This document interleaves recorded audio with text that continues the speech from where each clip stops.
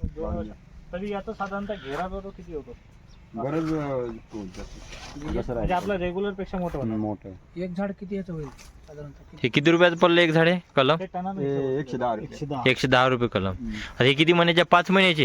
हा 5 महिने. अरे बापरे. साधारणतः हे तर आता त्याची जर हाईट बघितली तर 9 आता फुटापर्यंत 6 आहे. नऊ- चालू झालं. 9 महिन्याची हाईट झाली याची. आणि हे किती वर्षाचा? 5 वर्ष. 5 वर्ष. नाही याची तरी खोड किती होईल 5? काळ हा 7 ते 10 वर्षाचा आहे. हा 7 ते 10 वर्ष 7 चांगली ते- जागा राहिली जागा असेल तर 7 वर्ष आणि योग्यता नसेल तर 10 वर्षामध्ये जातो. 7 वर्ष म्हणजे काय नाही होत. टिश्यू कल्चर व्हेरायटी काहीच नाही ना. 15-20 वर्ष. विकायला गेलो तर तेच घेऊन जातात हे आणि ते पावती वगैरे देऊन तेच घेऊन जातात. अच्छा. झालं का? विक्री करायचं हा. आपल्याला आणि आपल्याला योग्य वाटलं तर आपण निघलो तर चालत. आपण विकत चालतो. ते पावती 100 झाड 100 आहे. आहे तिथे. 2 गुंठे असं 7 म्हणलं. फुटवरती आहे. 7 फुट हे 7 फूट वरती लागवड आहे ना. अशी किती आहे? हे पण 7 शिकम.